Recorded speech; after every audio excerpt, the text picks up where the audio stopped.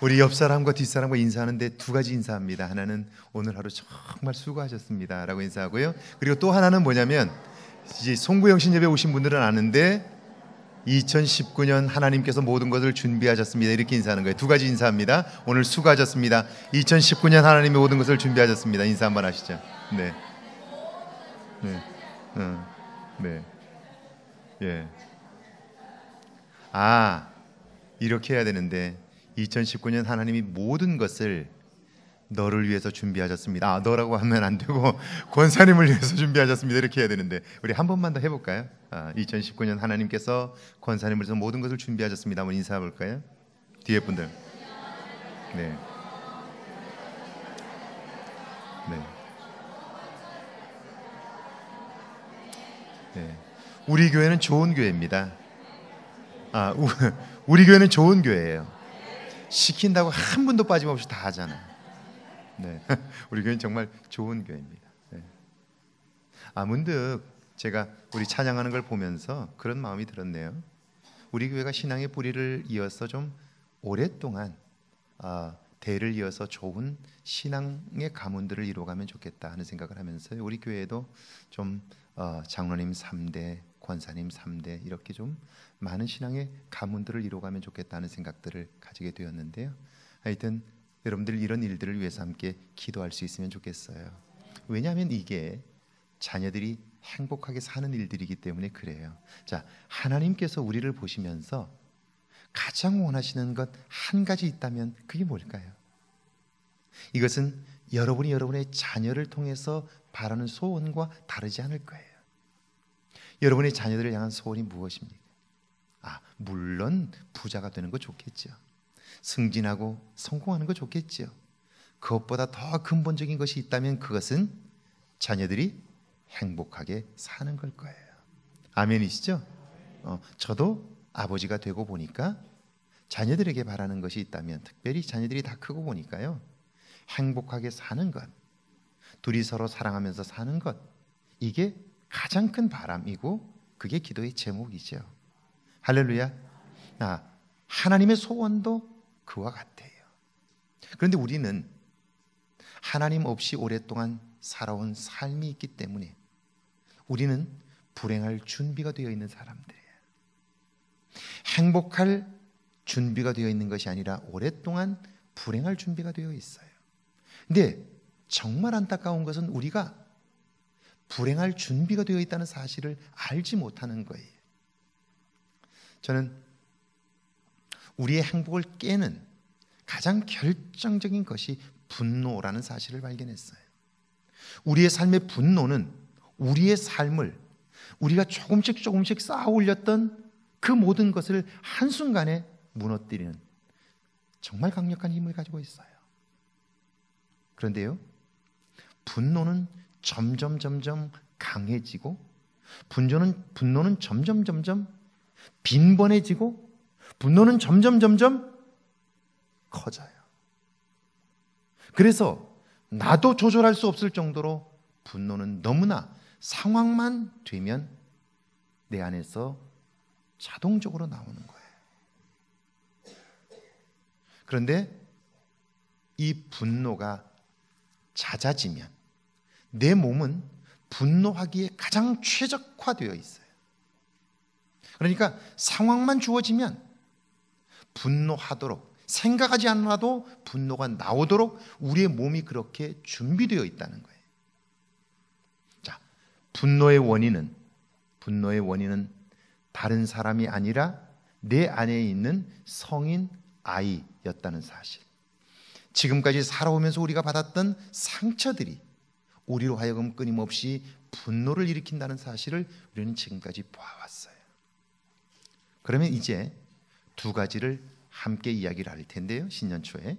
하나는 왜 우리는 오랫동안 분노하면서 나도 모르게 상황만 되면 계속해서 분노하고 다른 사람 탓을 하며, 그래서 나 스스로가 고립되고 외로운 삶을 살게 되는가.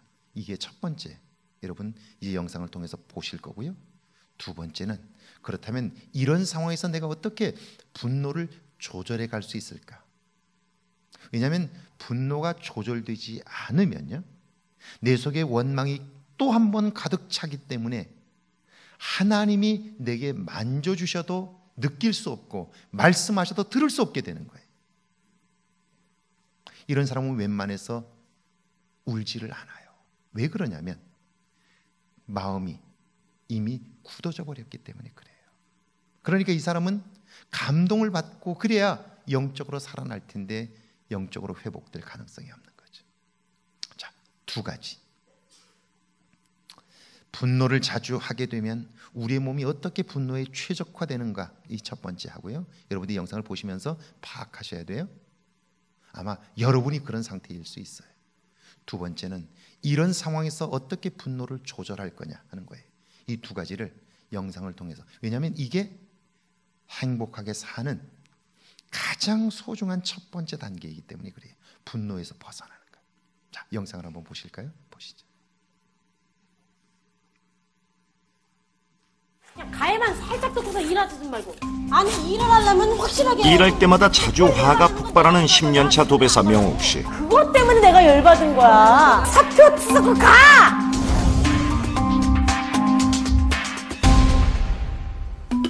평소에 자주 불같이 화를 내는 명옥 씨. 그녀의 현재 상태를 알아보기 위해 적외선 체열 검사를 해봤습니다.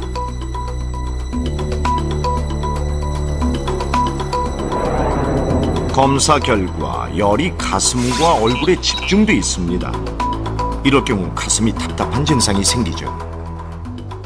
마음속의 갈등이나 이런 것들은 뚜렷하게 있습니다. 그렇기 때문에 그분은 정말 조그만 자극이나 그런 것들이 있게 되면 바로 어떤 분노 폭발 형태로 갈 수 있는 형태를 보이고 있습니다. 또 앙거린 게 뭐 있냐? 또. 일을 마치고 가진 회식 자리. 야, 내가 1년 반 동안에 여기서 명옥 씨는 동료의 잘못을 지적합니다. 언니를 조명해 먼저라 언니. 그런데 동료가 수긍하지 않자 거에 걸리는 거. 결국 폭발합니다. 간독한 게. 불러가 내가 유치하는 불러가. 내가 없어. 그럼 잘해. 메시지. 내가 뭘 잘해야 되는데. 일단 화가 나면 멈추기 힘든 명옥 씨. 나도 걸리기 싫어 언니. 그러니까 오지 마. 그녀에게 필요한 것은 무엇일까요? 쉽게 화를 낼 대상한테 화를 효과적으로 조절하는 방법을 먼저 학습을 할 겁니다. 자신의 화를 효과적으로 낼 수 있는 훈련을 수행을 할 거고요. 먼저 명옥 씨의 마음속에 떠오르는 생각을 모두 적어보게 했습니다.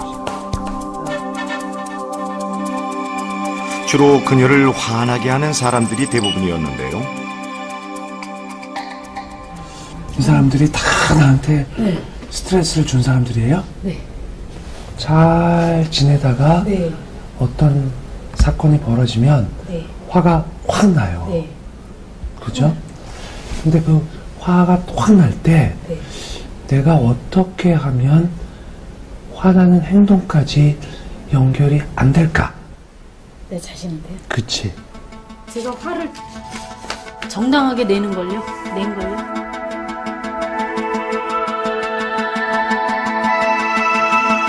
명옥 씨는 앞으로 화내기 전에 4가지를 생각해야 합니다. 문제의 중요성, 상황의 적절성, 화를 낸 후의 변화 가능성과 가치를 모두 따져본 후에야 화를 낼 수 있습니다.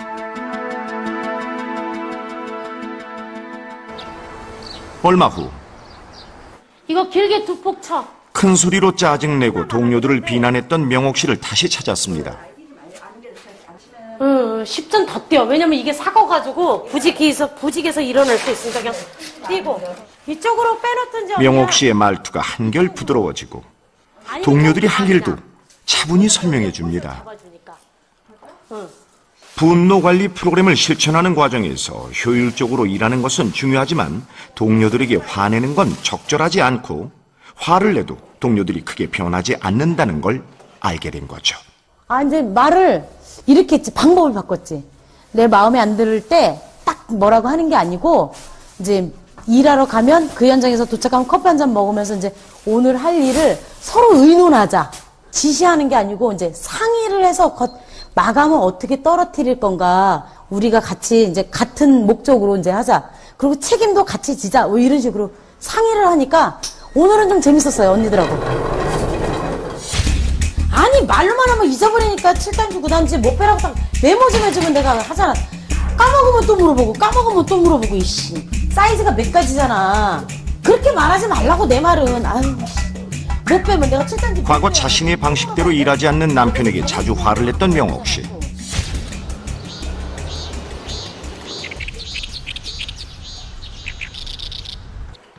과연 그녀에게 어떤 변화가 있었을까요? 그렇게 던지기야? 한 번 들으면 여기에서 입력이 안 돼. 글씨 쓴 걸 보는 거하고 또 틀리단 말이에요. 그래서 내가 원하는 건 뭐냐면 아침에 그것만 고쳤으면 좋겠어. 그냥 자기가 내가 어느 정도 뺄 거를 자기는 알잖아. 아, 빼고 요거 좀 도와줘라고 딱 매직으로 써서 야, 요거 좀 도와줘 그러면 딱 메모해주면 3단위 46캡에 뭐 날짜를 적어 자기야. 명옥 씨가 화내지 않고 차분하게 자신의 의견을 전달하자 남편도 부탁을 들어줍니다.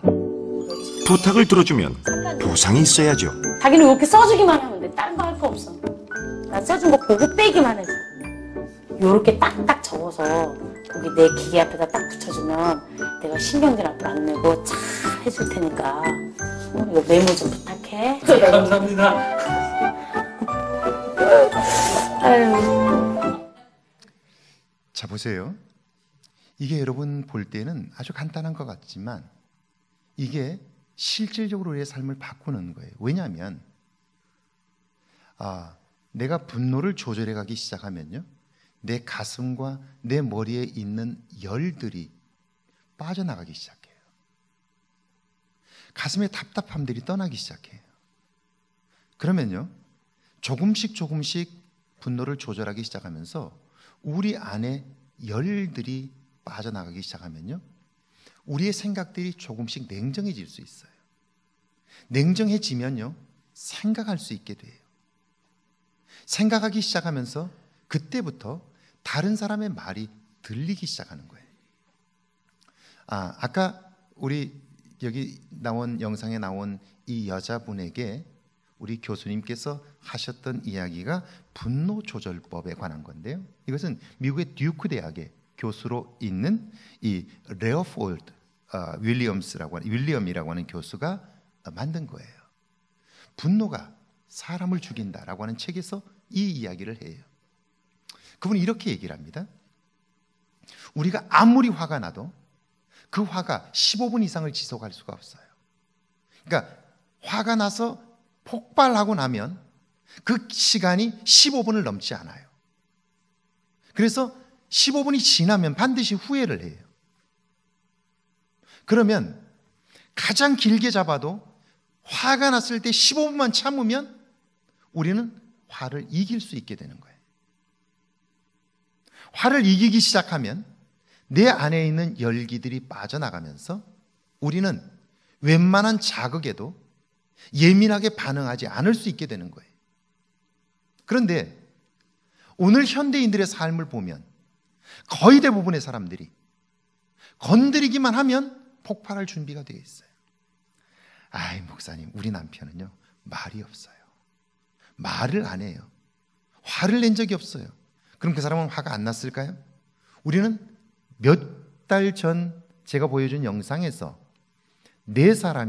한 사람이 꾸짖고 한 사람이 당하는 모습을 회사 동료들이 3사람이 보았는데 이 2사람은 아무 말을 하지 않았지만 그 2사람 역시 화가 났고 한 사람은 화가 나서 밖으로 나가는 모습을 봤어요. 말은 아무것도 하지 않았어요. 그러나 말하지 않는 그 3사람이 모두 다 화가 나 있었다는 사실을 알아요. 어떻게 알았죠? 화를 표현할 수는 없었지만 속에서 끓어오르는 분노가 있는데, 그래서 무시하고 시선을 피하고 했던 것들을 봤어요. 다시 말하면 억울하게 당하는 동료를 보면서 동시에 그들도 화가 났던 거예요. 다만 말을 하지 않았던 뿐이죠. 우리 남편은, 우리 누구는 화를 내지 않아. 그럼 그 사람에게는 화가 없는 걸까요? 그렇지 않아요. 표현만 안 했지 속에서는 이미 화가 난 거죠.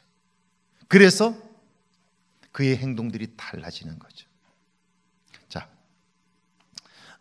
레드포드 윌리엄 교수가 네 가지를 이야기합니다. 화가 날 때 네 가지를 생각하라는 거예요. 제일 첫 번째가 뭐냐면 내가 화를 내는 이 일이 얼마나 중요한가 하는 거예요. 정말 내가 이렇게 화를 낼 만큼, 내가 이렇게 관계를 깨뜨릴 만큼 이렇게 이 문제가 중요한 문제냐? 그걸 첫 번째 생각하라는 거예요. 그래서 yes 그러면 두 번째 질문으로 가는 거예요. 두 번째는 정당성이에요. 내가 이렇게 화를 낼 만큼 이게 정당한가? 이 두 번째 질문을 하는 거예요. 정당한가? 그리고 yes 하면 그 다음 질문으로 넘어가는데요. 아, 내가 화를 내지 않고 바꿀 수 있는 방법은 없는가? 다르게 표현하거나 다르게 전달할 방법은 없는가? 변경 가능성은 없는가? 이 생각을 하는 거예요. 만약에 다른 방법도 있는데 그러면 다른 방법으로 시도해 보는 거예요. 다른 방법으로 시도해 보는 거예요. 분노하지 않는 다른 방법을 시도해 보는 거예요. 만약 이것 말고는 다른 방법이 없다. 세 번째도 yes 하면 네 번째 질문하는 거예요. 정말 화를 낼 만큼 가치가 있는 거냐? 이 사람에게 내가 이 이야기를 하면 화를 내면 관계가 깨어지는데 내가 말을 했을 때 관계가 깨어지는데 내가 한 말이 관계를 깨도 좋을 만큼 가치가 있는가? 이 생각을 해보는 거예요. 자, 이 네 가지 생각을 하게 되면요. 적어도 4분에서 5분 걸려요. 그러면 분노하려고 준비되었던 내가 거기에 집중을 하다 보면 나도 모르게 분노가 가라앉게 돼요. 그래서 여기 윌리엄 교수는 간단하게 우리가 화가 날 때 화를 잠재울 수 있는 방법 두 가지를 얘기했죠. 그의 책에서. 그 첫 번째가 뭐냐면요. 내가 지금 누군가와 일을 하다가 화가 났어요. 막 해주고 싶은 마음이 들어요. 그런데 이 네 가지가 생각이 안 나요. 그러면 그때 화가 날 때 그 사람을 보면서 예를 들어서 그 사람이 넥타이를 맸다면 넥타이에 주목을 하면서 저 넥타이의 색깔이 몇 가지인가를 세어보는 거예요. 흰색 있고 주황색 있고 또 무슨 색이 있고 세 가지밖에 안 되네. 그럼 옷에는 몇 가지 색깔이죠? 파란색, 흰색, 녹색 뭐 이렇게 색깔을 세기 시작하는 거예요. 혼자 그 색깔을 세는 거예요. 그러면요, 내가 화를 내려고 했던 데에서 그 화가 잔잔해지기 시작해요. 아니면 다른 걸 생각하는 거예요. 다른 걸 생각하는 거예요. 화가 날 때 잠시 다른 걸 생각하는 거예요. 그러면요, 우리는 분노를 조절해 갈 수 있어요. 자, 이렇게 한 번, 두 번 분노를 내면화한다는 게 아닙니다. 내면화하면 그 분노는 다시 폭발합니다. 우리가 그때 그 화를 조절해 가는 거예요. 그러면 조절해 가면서 우리 안에 있는 화가, 우리 안에 있는 열이, 여러분 한방에서 열을 불화자로 설명하잖아요. 그리고 양방에서는 그것을 열로 표현해요. 그래서 사진으로 찍으면 저렇게 나오잖아요. 우리 속에 이 화가 가득 차 있는 거예요. 저희 어머니 세대에 많은 분들이 거의 화병으로 고통을 당했어요. 저희 어머니도 가슴이 답답해가지고요, 가슴을 막 치면서 답답해서 못 살겠다고 그랬던 적들이 정말 많아요. 우리 부모님 세대는 하고 싶은 말을 하지 못해서 그랬던 거죠. 자, 이 열기가 내 안에서 빠져나가기 시작하면요, 그때부터 다른 사람의 말이 들리기 시작해요. 신앙생활도 똑같아요. 우리가 변화된 삶을 살기를 원한다면요, 우리 안에 있는 열기부터 빠져야 돼요. 이게 빠지지 않고는요, 절대로 하나님의 음성이 들리질 않아요. 그리고 사물을 바르게 볼 수 없는 거예요. 그러니까 신앙생활이라고 하는 것을 자꾸 사람들은 와서 예배 드리는 것이 전부다, 이렇게만 생각하는 거예요. 그런데 그렇지 않아요. 여러분이 성경을 읽어보면 읽어볼수록 성경은 우리의 삶에 무엇이 가장 중요한가를 정확하게 얘기해주고 있어요. 그래서 성경을 배워야 하는데요, 많은 사람들이 교회는 오래 다녔다고 하는데 하나님의 말씀을 전혀 알지 못하는 거예요. 그러니까 내 삶에 적용을 할 수가 없어요. 그러니까 내 삶에 생긴 문제가 원인이 무엇인지조차 알지 못한 채 그 문제에서 벗어나지 못하고 그 문제에 묶여 평생을 사는 거예요. 그리고 인생은 다 그런 거라고 생각하는데 그렇지 않아요. 자, 제가 절반을 했는데 여러분이 아마 다 기억하지는 못할 거예요. 빨리 읽으면서 갈 텐데 기억하시는 분들은 다시 한번 생각해 보시고요. 예배란 하나님과의 사귐입니다. 밑에 한번 같이 읽어볼까요? 함께 읽습니다. 시작.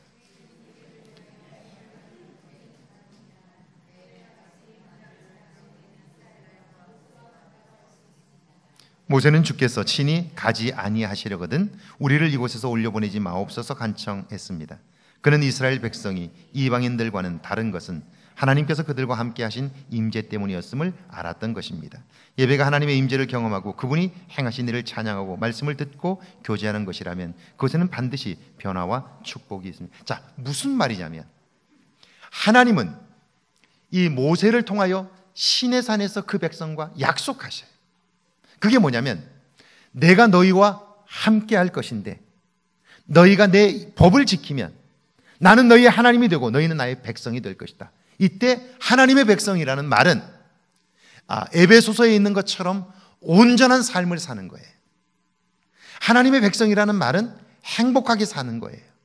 다시 말하면 인간은 하나님과의 관계를 통하지 않고 행복한 삶을 살 수가 없는 거예요. 왜? 자기 스스로 문제가 무엇인지를 알지 못하기 때문에 그래요. 우리가 나 자신을 굉장히 잘한다고 생각해. 그런데 정작 나에 관해서 가장 모르는 사람이 나인 거예요. 제가 이렇게 얘기해 볼게요. 어느 날 제 동료 목사님 한 분이 전화가 왔어요. 어디냐고 그랬더니 아주대학병원이에요. 저를 빨리 보고 싶다는 거예요. 만나자는 거예요. 그래서 갔어요. 갔더니 병원에 환자복을 입고 있어요. 차 목사님, 웬일이냐고. 아니 이렇게 건강한 사람이 웬일이냐고. 그랬더니 내게 할 말이 있대. 뭐냐고 그랬더니 나 아무래도 기도원에 가야 될 것 같다. 마지막 내가 기도원에 가서 기도해야 될 것 같다고. 왜 그러느냐고. 그랬더니 암인데 와서 보니까 이미 말기가 되어서 손 쓸 수가 없다는 거예요. 그런데 이렇게 얘기해요. 내가 한 번이라도 병원에 왔더라면 얼마나 좋았을까. 한 번이라도 아파봤으면 얼마나 좋았을까. 아파서 병원에 왔어. 검사만 했어도 내가 이렇게까지 되진 않았을 텐데. 한 번도 아파본 적이 없는 거예요. 감기도 알아본 적이 없는 거예요. 그래서 나는 건강하다고 늘 생각했다는 거예요. 그런데 어느 날 갑자기 몸무게가 빠지기 시작하고 밥을 먹을 수가 없게 되고 그래서 병원에 갔더니 진단이 되었는데 3개월도 살기 어렵다. 건강한 분이에요. 손을 댈 수가 없는 거예요. 그래서 이제는 하나님께 맡기고 기도하는 방법밖에 없겠다고. 나를 위해서 기도해달라고. 자, 보세요. 병원에 가기 전까지 그는 건강하다고 누구에게든 자랑했어요. 난 한 번도 병원에 간 적이 없다. 그걸 자랑 삼았어요. 그리고 건강한 게 자기인 줄 알았어요. 그런데 병원에 가서 보니까 아닌 거예요. 여러분이 여러분을 아시나요? 오늘 여러분이 겪고 있는 문제에 대해서 여러분은 해결책을 가지고 계신가요? 아니잖아요. 문제는 있으나 해결점이 없잖아요. 그럼 이 해결책을 어디서 찾을 건가요? 여러분이 그대로 한 10년쯤, 20년쯤, 30년쯤 살면 그 문제가 해결될까요? 아니에요. 그 문제는 점점 심각해져요. 더 커져요. 여러분, 문제가 없다고 말하는데 체념하면 그 문제는 더 이상 해결책을 찾지 못하는 거예요. 사실은 그런 면에서 싸우는 것보다 더 나쁜 것이 체념이에요. 체념은 더 이상 발전할 가능성도 없기 때문에 그래요. 그런데 문제가 없다고 생각하는 거예요. 아니에요. 자, 그러니까 우리 자신의 문제는 하나님을 통하지 않고는 절대로 발견할 수 없는 거예요. 그러니까 예배가 중요한 이유는 뭐냐면요, 예배를 통해서 우리는 나 자신을 볼 수 있게 되는 거예요. 나 자신을 볼 수 있게 되는 거예요. 그러니까 하나님과의 사귐 없이 인간이 자기 자신을 발견할 수 있는 방법은 없는 거예요. 그래서 예배가 중요한 거예요. 예배란 뭐라고요? 하나님과의 사귐이에요. 자, 그런데 예배가 하나님과의 사귐인데 우리는 예배에 대한 오해들을 가지고 있어요. 잘못된 생각들을 가지고 있어요. 그 첫 번째가 뭐냐면 하나님은 예배자를 찾고 계신데 우리는 오해하고 있는 거예요. 밑에 한번 같이 읽어볼까요? 함께 읽습니다. 시작. 건강한 예배는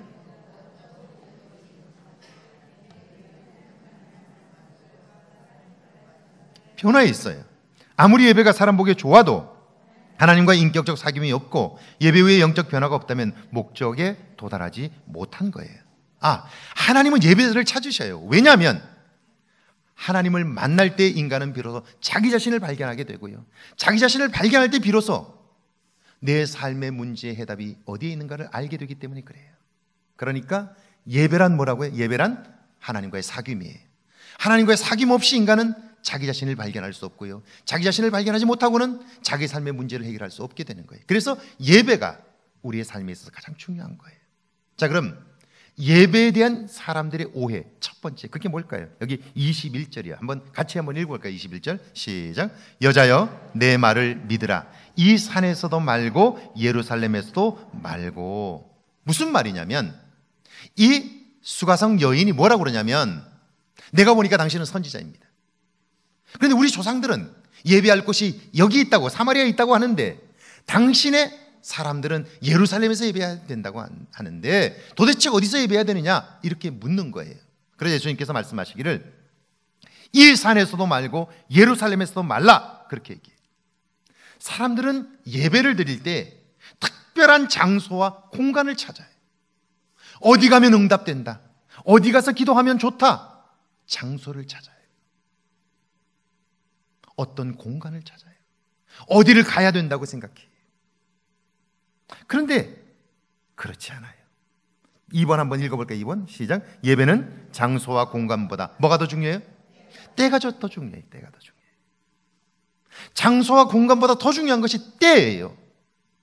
언제 드리느냐, 언제 이게 중요한 거예요. 이때의 때는요, 우리가 말하는 7시 반이 아니에요. 이때 말하는 때는요, 하나님이 우리를 부르시는 때이고요, 하나님이 우리를 만나주시는 때예요. 여기에 있는 이 호라라고 하는 단어가 그 말이에요. 우리는 내가 필요한 시간에 가서, 내가 필요한 때에 필요한 장소에 가서 예배 드리면 된다고 생각해요. 그러니까 뭐라고 그러냐면요, 여름 휴가가 돼서 가면요, 목사님 우리 휴가 가가지고요, 우리 거기서 예배 드렸어요. 어디서요? 콘도에서. 예. 우리 필요한 때 가서 콘도에서 예배 드렸어요. 이렇게 얘기를 해요. 여러분, 그것은 여러분의 시간이죠. 여러분의 장소죠. 여러분의 때죠. 하나님이 준비하신 때, 하나님이 부르신 때는 아니잖아요. 이걸 우리가 기억해야 돼요. 자, 예배가 하나님과의 사귐인데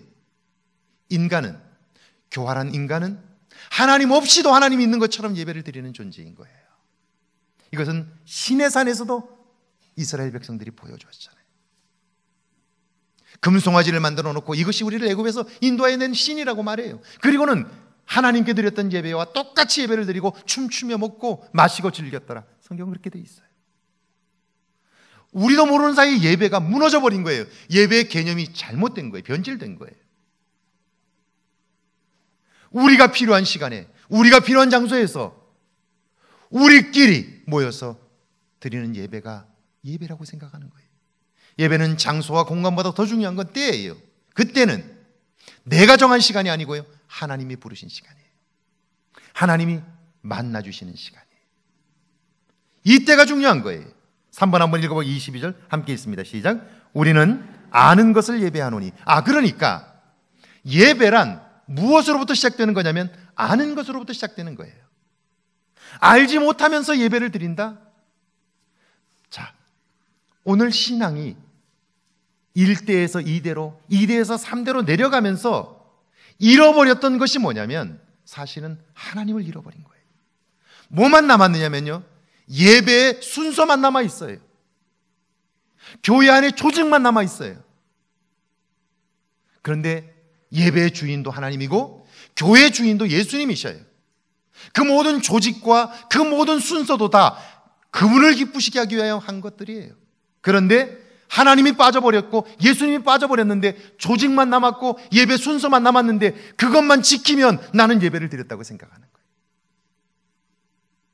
내가 할 일을 다 했다고 생각하는 거예요. 더 이상 예배에 대하여, 하나님에 대하여, 예수님에 대하여 알려고 하질 않아요. 그러니까 결국 우리의 신앙은 성장하지 않게 되는 거죠. 여기 23절 한번 읽어볼게요. 23절 함께 했습니다. 아버지께 참되게 예배하는 자들은 영과 진리로 예배할 때가 오나니 곧 이때라. 이때가 언제입니까? 이때는 예수 그리스도가 계시는 때예요. 보세요. 그러고 보니까 한낮에 떼약볕 밑에서 제자들은 먹을 것을 사러 마을에 갔는데 예수님은 우물가 옆에 기다리셨어요. 햇빛이 쨍쨍 내리쬐는 그곳에서 계셨어요. 왜 계셨을까? 자, 전체를 놓고 보니까 예수님께서 그때 제자들이 마을에 들어갔을 때 우물가에 계셨던 이유가 목이 말라서가 아니라 누군가를 기다리고 계셨던 거예요. 누군가가 올 것을 아시고 기다리고 계셨던 거예요. 조금 있자 한 여인이 마을에서 사람들의 시선을 피하여 물동이를 들고 나옵니다. 그리고 예수님 앞에 선 거예요. 예수님께서 그 여인에게 하신 말씀이에요. 이곳에서도 말고 저곳에서도 말라. 예배할 때가 오나니 지금이 바로 그때라는 거예요. 곧 이때라 이렇게 말씀한 거예요. 여러분, 이때가 언제죠? 이때가 예수님이 그 여인을 기다린 때죠. 예수님께서 그 여인에게 말씀해 주신 때죠. 사람들은 이 물에서 우물에서 물을 길러 마시거니와 그러면 다시 목마르려니와 내가 주는 생수를 마시는 자는 영원히 목마르지 아니하리라. 이 말씀을 주고 싶으셨던 거죠.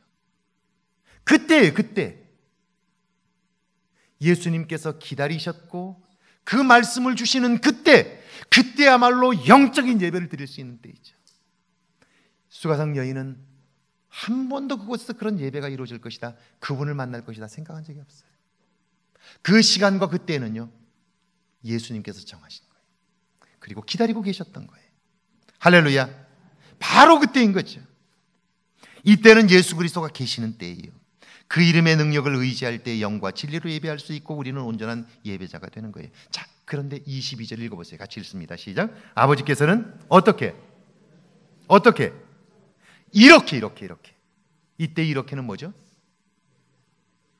예수님께서 기다리시고 우리를 위하여 말씀을 준비하신 때, 그때 예배자로 서는 사람, 그때를 아는 사람, 그걸 알고 예배드리는 사람, 그 사람을 찾으신다는 거예요. 그러니까 예배란 형식이 아니라 내용이에요. 자, 밑에 한번 같이 읽어볼까요? 함께 읽습니다. 시작.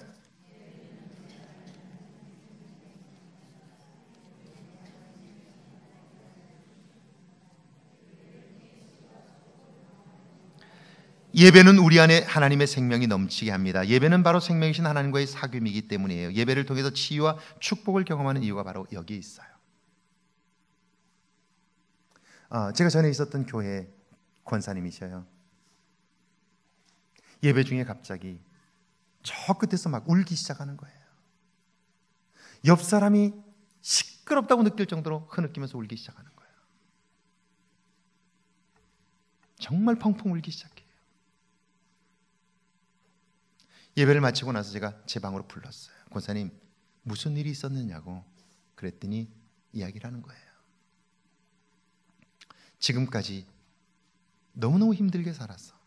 마음속에 격해이 쌓아두었던 맺힌 것들이 너무너무 많았는데 갑자기 강단에서 빛이 비추어지면서 자기 속이 환하게 되었는데, 그런데요, 이 속에서 막 기쁨이 솟구치기 시작하는데요, 너무 기뻐서 눈물이 나기 시작했다는 거예요. 그런데 이렇게 말해요. 제가 예배를 마쳤는데 지금까지 내 안에 정말 무겁게 있었던 그 나를 짓누르고 있었던 그게 한순간에 깨끗하게 사라졌다는 거예요. 할렐루야. 깨끗하게 사라졌다는 거예요. 자, 그러면 그분과 오늘 오랫동안 예배를 드렸던 우리와 무슨 차이가 있을까? 자, 보세요. 이런 거죠. 우리는 웬만하면 성령께서 우리를 감동해도 울지 않아요. 눈물이 나오려고 그러면, 제가 우리 교회에 와서 정말 많이 들었던 얘기, 목사님 웬일인지 모르겠는데 예배 중에 자꾸 눈물이 나서 얼마나 힘들었는지 모른다고. 지금도 그렇게 얘기하는 분들이 서너 분 계세요. 제게 예배만 드리면 눈물이 나서 견딜 수가 없다는 거예요. 그래서 제가 물어봐요. 그럼 어떻게 하세요? 그럼 빨리 훔치고 옆 사람을 쳐다본대요. 왜? 혹시 오해할까 봐. 제가 우리 교회에 와서 2년쯤 되었나요? 설교를 하다가 갑자기 제 눈물이 나서요. 설교를 하다가 울었어요. 여러분 기억하시는지 모르겠어요. 예배를 마치고 저는 하나님이 주신 은혜가 너무 커서 나가서 교인들을 만나 인사하는데 한 분이 저 손을 붙잡고 이렇게 얘기해요. 목사님, 요즘 힘든 일 있으세요? 요즘 힘든 일 있으세요? 누가 속속이세요? 그래요. 자, 우리는 성령께서 말씀하시는 때가 와도 우리는 다른 사람을 의식해요. 그래서 성령께 맡겨드리질 못해요. 그냥 그런 대로 가는 거예요. 눈에 눈물이 나도 훔쳐요.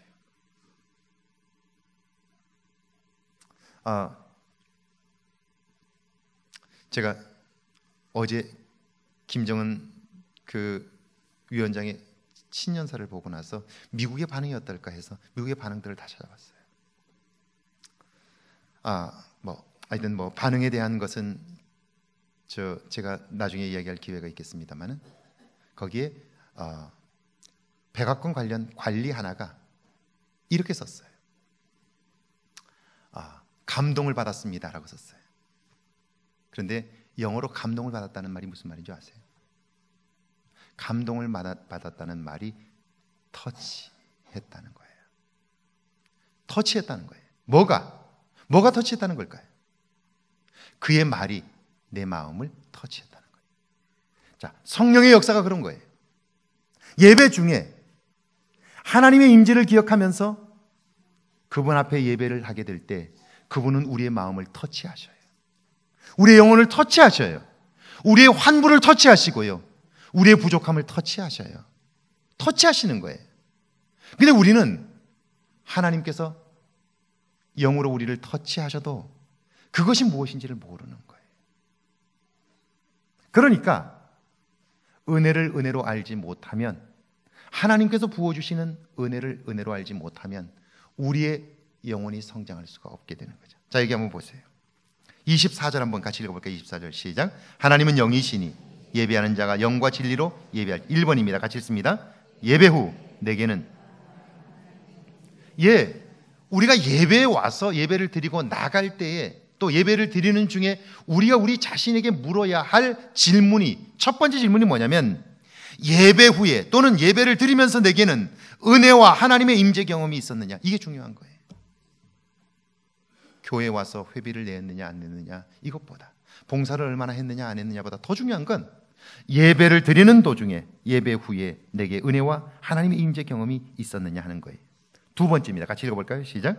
예배 후 내게는 작고 큰 변화와 다짐들이 있습니까? 말씀을 듣는 중에 나 이렇게 살아봐야 되겠다, 나 이렇게 한번 해봐야 되겠다 라고 하는 다짐들이 내 안에 생겼느냐 하는 거예요. 왜? 터치하시면 이런 다짐들과 변화들이 생기기 때문이에요. 25절 한번 같이 읽습니다. 시작. 여자가 이르되 메시아 곧 그리스도라는 이가 오실 줄을 내가 아노니 그가 오시면 모든 것을 우리에게 알려주시리이다. 계속 있습니다. 예수님이 곁에 계셔도 그분이 누구인 줄을 모를 수 있어요. 그러니까 제가 이야기하는 거예요. 예배를 드리면서 성령 하나님께서 여러분의 마음을 터치하시고 여러분의 환부를 터치하시고 우리의 영혼을 터치하셔도 우리는 그걸 모르는 거예요. 그럴 수 있다는 거예요. 그래서 깨어있는 자가 필요한 거죠. 여기 이 여인은 예수님이 곁에 있는데도 불구하고 그분이 누구인지를 모르는 거예요. 그래서 성경은 이렇게 말하는 거예요. 예배가, 같이 한번 읽어볼까요? 예배가 알므로 온전해진다는 말이에요. 그러니까 알지 못하면 온전한 예배를 드릴 수 없는 거예요. 그런데 오늘 신앙의 세대들이 점점 낮아질수록 할아버지 할머니의 신앙에서 어머니 아버지 신앙으로, 어머니 아버지 신앙에서 자녀들의 신앙으로 내려갈수록 이 알미 없는 거예요. 그노시스가 없는 거예요. 이 이야기를 해줄 만한 부모들의 영적인 지식이 없는 거예요. 영적인 경험이 없는 거예요. 그러니까 다음 세대의 이야기를 해줄 수가 없는 거예요. 그러니까 기껏 부모님들이 하시는 말씀이 교회 와라, 예배 드려라, 여기까지밖에 못하는 거예요. 하나님은 살아계셔. 예배를 드리면 우리의 마음을 만져주셔. 우리와 함께 하셔. 예배란 하나님과의 사귐이야. 만나는 거야. 우리에게 말씀해 주시고 우리의 미래를 보게 하시고 알게 하셔. 할렐루야. 이 그노시스가 교회 안에 있어야 교회의 지도자들이, 교회의 리더들이, 교회의 어른들이 이런 그노시스가 있어야 자녀들에게, 처음 온 사람들에게 이야기를 해줘야 교회는 영적인 공동체가 되는 거죠. 할렐루야. 할렐루야. 그런 거죠. 26절 한번 읽어볼까요? 함께 읽습니다. 시작. 예수님께서 말씀하셔요. 내게 말하는 내가 바로 그 사람이다. 그렇게 말하는 거예요. 다시 계속 읽어볼까요? 예배에 있어서 정말 중요한 것은 예수 그리스도께서 자신을 나타내 주시다. 교회의 주인이 예수님이시고, 그리고 우리가 예수님의 이름으로 하나님께 예배를 드린다면 예수님은 예배 중에 우리에게 나타나 주시는 거죠. 우리에게 말씀하시는 거죠. 우리를 만나 주시는 거죠. 할렐루야. 그 하나님을 알아가는 것, 그 예수님을 알아가는 것, 이것이 그노시스이죠. 그리고 예배를 통해서 그분을 만난 이 그노시스가 우리 안에 있게 될 때 우리는 누구에게도 당당하게 얘기할 수 있는 거예요. 문제가 있는 사람을 만나면 예배에 와서 예배를 드려보라고. 예배 때에 예수님은 함께 계신다고. 당신의 문제를 응답해 주신다고. 알게 하시고 깨닫게 하신다고. 고쳐주신다고 이야기할 수 있게 되는 거죠. 자, 알지만 깨닫지 못하는 사람들에게 예수님은 자신을 드러내 주시는 거예요. 할렐루야. 할렐루야. 여러분, 이런 그노시스가 없으면, 그러니까 이런 그노시스가 있는 사람과 없는 사람의 차이가 뭘까 하는 거예요. 제가 해외 토픽 하나를 보니까 이런 영국 미러지의 보도예요. 한 번쯤 생각해 볼 만한 기사입니다. 독일에 사는 40세 여성 도르테가 남편과 7년을 함께 살았습니다. 그런데 아마 권태기도 오고 서로 마음에 맞지 않는 것들이 있어가지고 아마 불편한 것들이 있었던 것 같아요. 그래가지고 이 남편을 온라인 경매 사이트에다가 올렸어요. 뭐라고 올렸냐면 중고 남편을 팝니다 이렇게 하고 올려놨어요. 남편을 팔고 싶다는 거예요. 그러면서 조건 두 가지를 했는데, 첫 번째, 협상은 가능하지만 교환은 안 된다는 거예요. 두 번째는 뭐냐면 크리스마스 때 데려가서 한번 살아보고 그리고 안 되면 도로 반환해도 괜찮다는 거예요. 일단 한번 크리스마스 때 한번 데려가 보라고, 시험용으로 한번 살아보라고. 그래요. 자, 그리고 나서 사람들이 거기에 관심이 많아가지고 굉장히 많은 관심들을 보였는데 실제로 구매를 원하는 사람은 없었다는 거예요. 도르테는 마지막에 이렇게 썼어요. 진짜 판매할 계획은 없었습니다. 재미삼아 그랬습니다. 그랬어요. 자, 그런데 남편은 전혀 몰랐어요. 근데 이게 신문에 나고 나서 남편이 알았어요. 자, 여러분이 남편이라면 어떻게 하셨을까요? 여러분이 남편이라면 어떻게 하셨을까요? 자, 보세요. 그노시스가 있는 사람과 그노시스가 없는 사람, 그가 목사든 무엇이든 상관없어요. 이 그노시스가 있는 사람과 없는 사람의 차이는 반응하는 것이 달라요. 그노시스가 있는 사람은 이런 일이 벌어졌을 때 이렇게 생각해요. 얼마나 삶이 무료하고 지루하면, 재미가 없으면 저렇게 했을까? 내가 더 잘해야지. 이렇게 생각해요. 그런데 그노시스가 없는 사람은 뭐라고 생각해요? 뭐? 나를 팔아? 내가 너 같은 인간하고 살겠어? 아이고, 내가 저런 인간하고 살았다는 게 후회가 된다 그러고요. 문제를 확대해가지고 어때요? 그날로 당장 그 관계를 깨버려요. 자, 제가 하고 싶은 얘기는 이런 겁니다. 문제는 삼으면 커지지만 문제를 삼지 않으면 문제는 되지 않는 거예요. 이 부인, 지루하고 그리고 권태가 생겼기 때문에 이런 일을 했을 거예요. 그랬어. 얼마나 힘들면 그랬어. 문제 삼지 않으면 문제가 되지 않습니다. 그런데 이걸 문제 삼으면 큰 문제가 되는 거예요. 가정이 깨지는 문제가 되는 거예요. 그노시스가 있는 사람은요, 문제를 삼는 사람이 아니라 그 문제가 있으면 하나님께 가지고 나와 기도하는 사람이에요. 그래서 하나님이 그 일을 통하여 이루시는 일들을 보게 하는 사람이에요. 할렐루야. 여러분은 어떤 사람입니까? 이 예배를 통하여 결국 하나님을 경험하며 사는, 하나님에 대하여 그노시스가 있는 사람입니까? 아니면 여전히 내가 주인되어 내가 정한 시간에 내가 원하는 방식대로 지금까지 예배를 드린 사람입니까? 오늘 여러분 안에 생명력은 하나님을 만난 경험만큼 생기는 거예요. 아멘이시죠? 아멘이시죠? 네, 여러분에게 이런 그노시스가 있기를 주의 이름으로 축원합니다.